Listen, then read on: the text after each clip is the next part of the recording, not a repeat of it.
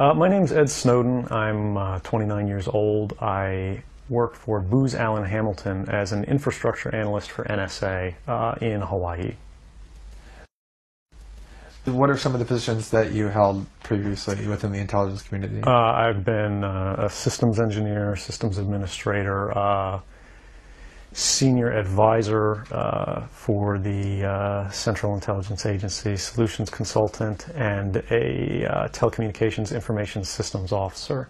One of the things people are going to be most interested in trying to understand who you are and what you're thinking is there came some point in time when you crossed this line of thinking about being a whistleblower to making the choice to actually become a whistleblower. Walk people through that decision-making process. When you're in positions of privileged access, like a systems administrator for these sort of intelligence community agencies, you're exposed to a lot more information on a broader scale than the average employee. And because of that, you see things that may be disturbing, but over the course of a normal person's career, you'd only see one or two of these instances. When you see everything, you see them on a more frequent basis. And you recognize that some of these things are actually abuses. And when you talk to people about them, in a place like this where this is the normal state of business, people tend not to take them very seriously and move on from them. But over time, that awareness of wrongdoing sort of builds up, and you feel compelled to talk about it. And the more you talk about it, the more you're ignored, the more you're told it's not a problem, until eventually you realize that these things need to be determined by the public, not by somebody who is simply hired by the government. Talk a little bit about how the American surveillance state actually functions. Does it target the actions of Americans? NSA and the intelligence community in general is focused on getting intelligence wherever it can by any means possible that it believes, on the grounds of sort of a self-certification, that they serve the national interest. Originally, we saw that focus very narrowly tailored as foreign intelligence gathered overseas. Now, increasingly, we see that it's happening domestically. And to do that, the NSA specifically targets the communications of everyone. It ingests them by default. It collects them in its system, and it filters them, and it analyzes them, and it measures them, and it stores them for periods of time, simply because that's the easiest, most efficient, and most valuable way to achieve these ends. So while they may be intending to target someone associated with a foreign government or someone that they suspect of terrorism, they're collecting your communications to do so. Any analyst at any time can target anyone, any selector, anywhere.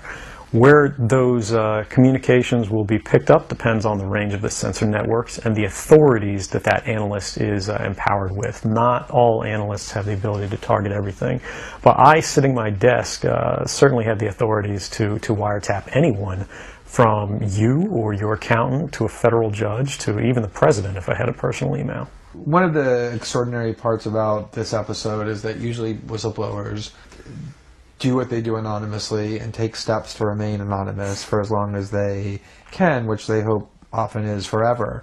You, on the other hand, have decided to do the opposite, which is to declare yourself openly as the person behind these disclosures. Why did you choose to do that? I think that the public is owed an explanation of the motivations behind the people who make these disclosures that are outside of the democratic model. When you are subverting the power of government, that's a fundamentally dangerous thing to democracy. And if you do that in secret consistently, as the government does when it wants to benefit from a secret action that it took, it'll kind of give its officials a mandate to go, hey, tell the press about this thing and that thing, so the public is on our side. But they rarely, if ever, do that when an abuse occurs. That falls to individual citizens, but they're typically maligned. It becomes a thing of these people are against the country, they're against the government. But I'm not. I'm no different from anybody else. I don't have special skills. I'm just another guy who sits there day to day in the office, watches what's happening, and goes, This is something that's not our place to decide. The public needs to decide whether these programs and policies are right or wrong. And I'm willing to go on the record to defend the authenticity of them and say, I didn't change these. I didn't modify the story. This is the truth. This is what's happening. You should decide whether we need to be doing this. Have you given thought to what it is that the U.S. government's response to your conduct is, in terms of what they might say about you, how they might try to depict you, what they might try to do to you? Yeah, I could be, rendered by the CIA. I could have people come after me, or any of their third-party partners. They work closely with a number